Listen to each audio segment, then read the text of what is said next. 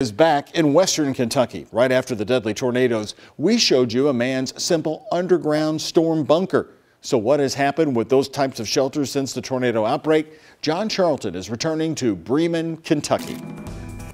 Prefab construction is on the rise in Kentucky, but instead of building from the ground up, in this case, it's actually going in the ground. And to find out why, we have to go back to Bremen and back to December.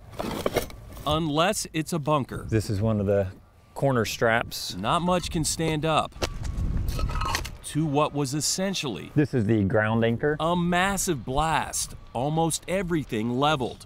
It took a bunker. To be the difference between going down 6 feet or actually ending up 6 feet under. We was hoping it would work. 8 family members and 2 family dogs went in, and all 10 of them came back out without a scratch. I mean, it's invaluable. I mean, if it wasn't here, we wouldn't be here. My father had to put in 2012, I believe. That's what everybody keeps asking him, you know, how much I want one. Breaking ground like never before. On record pace, Kentucky storm shelters I don't want to tear it up when I'm cleaning up. will smash its highest sales and installation numbers. This year we've already put in over 30 units this year and on track to do well over 120 units. As many as 70 units was the most Paul Gabehart ever put in. We've worked as low as 3 degrees out. But after December's devastation, Later on when the days get longer, we'll be putting 2 in each day. the demand is outpacing the supply.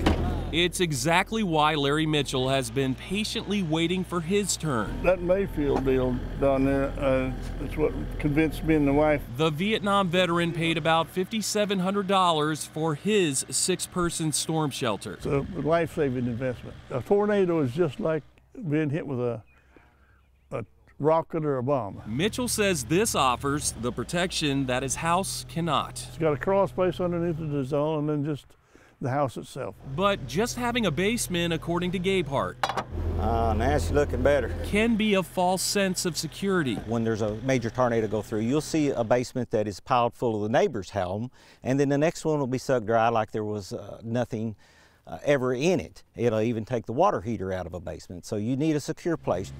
That's why Gabehart is burying these in the ground or bolting in reinforced safe rooms They're ready for an EF5. for homeowners and businesses. Yeah, up to probably 10 or so for one industry. It's a different climate for both weather This particular tornado was indicative of a March or April storm and not the middle of the winter. and for business. That was the deciding factor because, I mean, a person can't realize the destructive power that a tornado's got, even just a small one. And depending on the size, Gabehart says that his storm shelters, well, they start from about $5,000 to about $12,000. But he's telling all new customers that it's going to take at least 5 to 7 months before he can get to their job.